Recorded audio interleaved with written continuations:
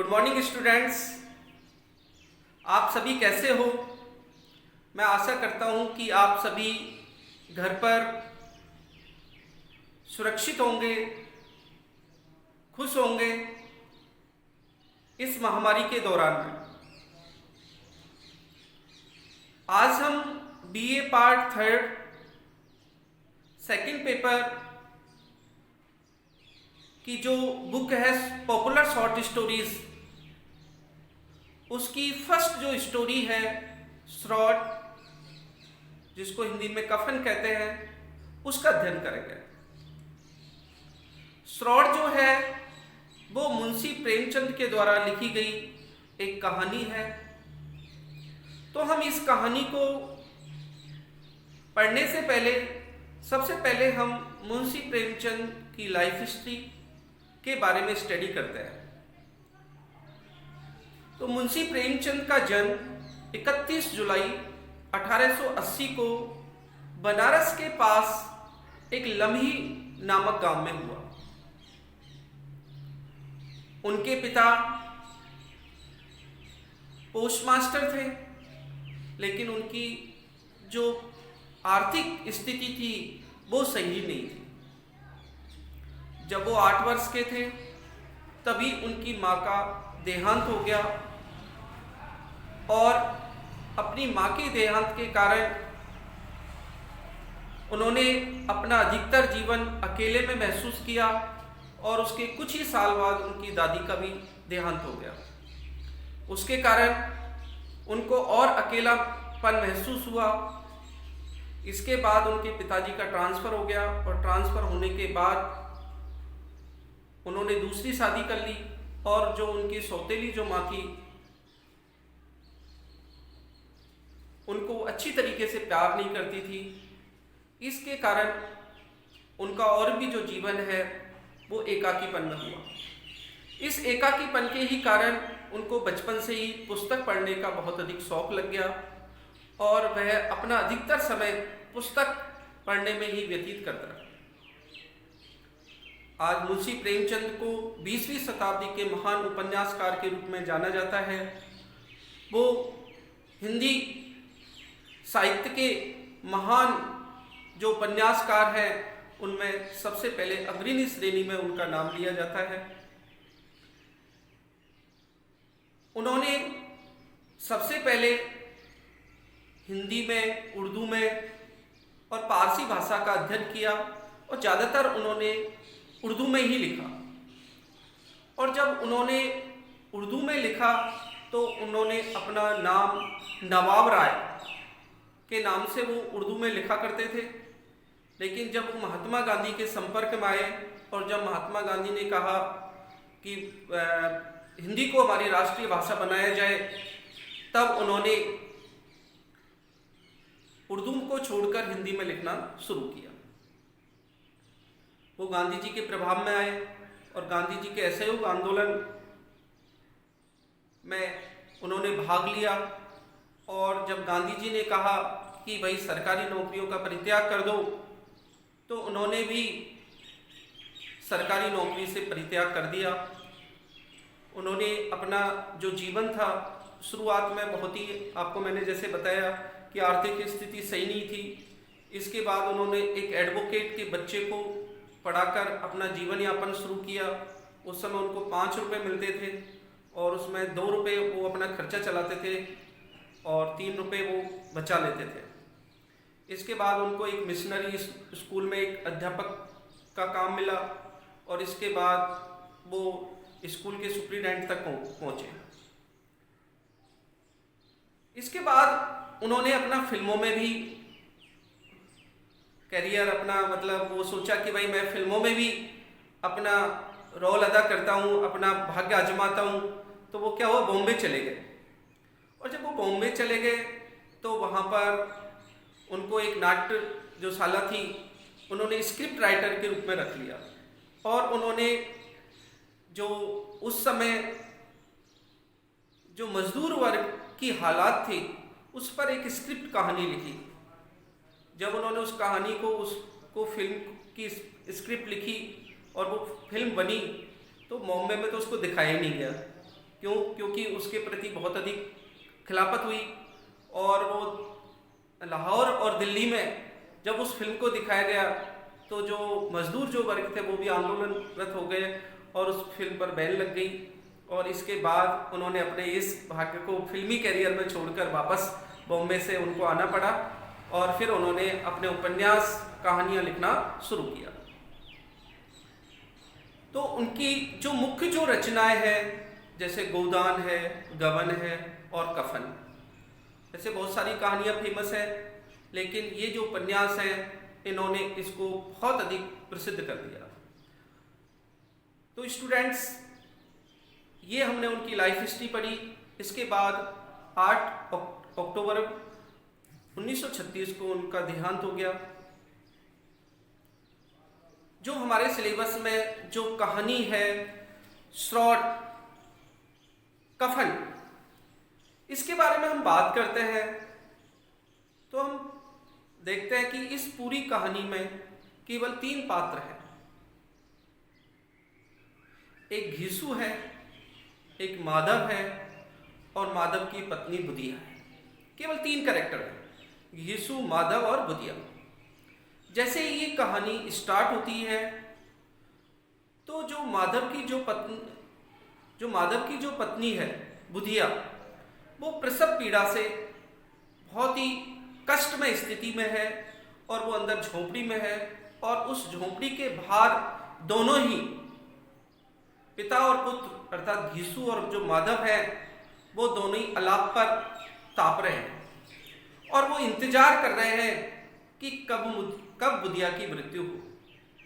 तो आप देख सकते हो कि कितनी विकट स्थिति है कि एक तरफ उसका पति और एक ससुर, कि दोनों ही उसका इलाज कराने के बजाय, उस प्रसव को प्रॉपर तरीके से कराने के बजाय वो क्या बात कर रहे हैं कि उसकी मृत्यु हो जाए। वो बेचारी तड़प रही है बहुत ज़्यादा, उसकी आवाज़ बाहर तक पहुंच रही है। और जब वो उसका घीसू जब माधव से कहता है, अरे जा तू देख कर तो आ कि उसकी क्या स्थिति है, तो माधव उसको जवाब देता है, अरे भाई मैं क्यों जाऊं, तू ही जाकर देख ले। जब वो इस बात को सुनता रहता है तो घीसू माधव से कहता है कि जब मेरी पत्नी की मृत्यु हुई थी तो मैं 3 दिन तक उसके बगल में ही था, मैं उसको छोड़कर कहीं नहीं गया।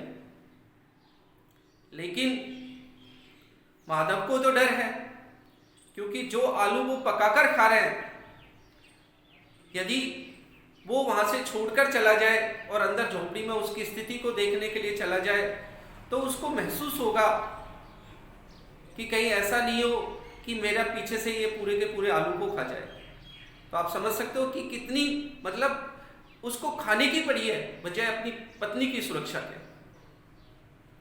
लेकिन वो जाता नहीं है और घीसू भी उसको लताड़ लगाता है, अरे मैं जाऊंगा तो वो बेचारी उसको तो बेसुध होगी, उसको तो मैंने जब जीते जी नहीं देखा तो मैं उसको इस स्थिति में कैसे देखूं, उसको तो कपड़ों की भी सुधि नहीं होगी। लेकिन दोनों पर किसी भी प्रकार का कोई फर्क नहीं पड़ता है और उनके बारे में बताया जाता है कि दोनों के दोनों ही कामचोर हैं, कोई काम धाम नहीं करते हैं। एक दिन कमा लिया और जो भी पैसे आए जब तक वो खत्म नहीं हो जाते हैं तब तक वो कोई काम नहीं करता है। इसलिए गांव में उनके बारे में पूरी तरीके से खबर फैली हुई थी कि वो तो पूरी तरीके से कामचोर हैं, इसलिए उनको कोई काम पर भी नहीं बुलाता था। केवल काम पर उनको तभी बुलाया जाता था कि जब 2 व्यक्तियों से केवल एक व्यक्ति के ही काम की आशा की जाती थी, तब दोनों को बुलाया जाता था। जो माधव था आधा घंटे काम करता और 1 घंटे चिलम पीता। इस तरीके से लोग उसको बुलाना पसंद नहीं करते थे। वो किसी के यहाँ से आलू चोर कर ले आते थे या गन्ने चोरी करके ले आते थे, उसी से काम चलाते थे। और जब घर में बिल्कुल सब कुछ स्थिति खराब हो जाती कि अब तो कुछ बचा ही नहीं है खाने को, तब जो घीसू है वो जंगल में जाता और लकड़ियां काट कर लेकर आता, और माधव फिर उन लकड़ियों को बाजार में बेच कर आता, और उनसे जो रुपए प्राप्त होते उनसे वो घर का सामान खरीद लाता।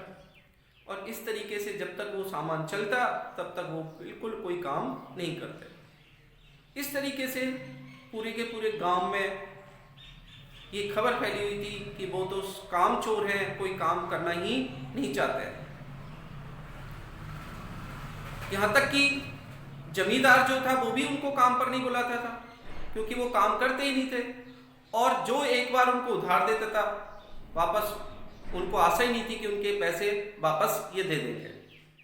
इस तरीके की बातें होती रहती हैं, और वो दोनों ही चद्दर ओढ़कर सो जाते हैं।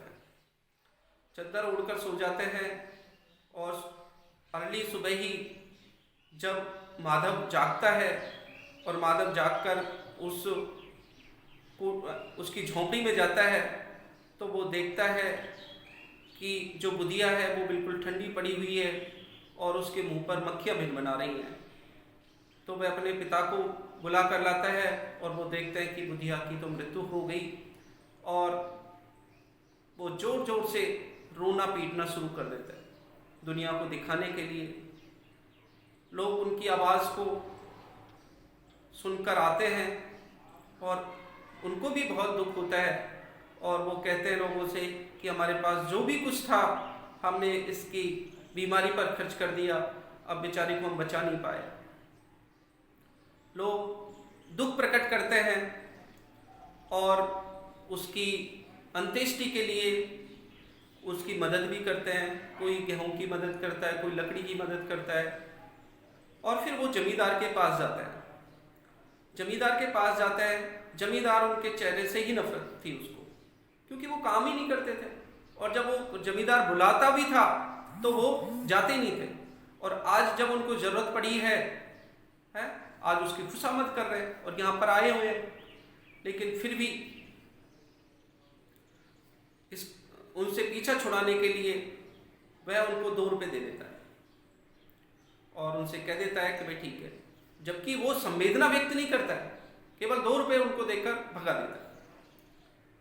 वो 2 रुपये लेकर आ जाते हैं, और इस तरीके से जमींदार के बारे में बताते हैं कि उन्होंने हमारी इतनी मदद की, तो लोग और भी मदद करना उसकी शुरू कर देते हैं, और इस तरीके से उनके पास 5 रुपये की एक अच्छी रकम हो जाती है, और वह दोपहर में बाजार कफन लेने के लिए चल देते हैं। वो बाजार में पहुंच जाते हैं, विभिन्न प्रकार की दुकानों को देखते हैं, रेशमी वस्त्रों की दुकान देते हैं, सूती वस्त्रों की दुकान देते हैं, लेकिन उनको कोई भी कपड़ा अच्छा नहीं लगता है। और वो बातें भी करते हैं कि देखिए कैसी विडंबना है कि जब हमने जीते जी उसको कभी नए कपड़े नहीं दिलवाए, अब मरने के बाद उसको हम कपड़े दिलाने से क्या फ़ायदा है, ऐसा वो सोचते हैं। और तभी क्या होता है, संयोगवश एक जो मधुरालय होता है, जो पब हाउस होता है जहाँ पर शराब वगैरह बिक्री होती है, उस जगह पर वो पहुँच जाते हैं, और उसकी सुगंध से ही वो उसमें प्रवेश कर जाता है। और प्रवेश करने के बाद वो वहाँ पर ऑर्डर देते हैं कि हमें 1 बोतल शराब दे दीजिए, और दोनों ही पिता पुत्र जो हैं वो शराब पीने लग जाते हैं। और शराब पीने लगते ही उनको सामने की जो दुकान थी जिसमें पूड़ियाँ सब्जियाँ बन रही थी, उसको ऑर्डर दे देते हैं कि भाई 2 किलो हमें पूड़ी और सब्जी का ऑर्डर दे देते हैं। माधव जो है वो 2 पत्तलों में ले आता है, और दोनों भरपेट उनको खाते हैं। और खाने के बाद जो बचती है वो वहीं पर एक जो भिखारी होता है उसको दे देते हैं, और बड़े आप अपने आप को बड़ी गौरवान्वित महसूस करते हैं कि आप उसको आशीर्वाद दीजिए जिसके कारण ये नसीब हुई है, अर्थात बुधिया को आशीर्वाद दीजिए जिसके कारण नसीब हुई है। और वो बातें भी करते हैं कि मरी तो भी हमें एक आनंदप्रद खाना दिला के गई। इस तरीके से वो बातें करते रहते हैं, और बातें करने के बाद बहुत ज़्यादा शराब पी लेते हैं, और शराब पीने के बाद उनके जो पैर हैं वो लड़खड़ाने लग जाते हैं और वो बातें भी करते हैं, अरे रात हो जाएगी जब तक सबको उठाएंगे, कौन देखेगा कि हम कफन अच्छा है या बुरा है, कोई ऐसा ही ले चलेंगे।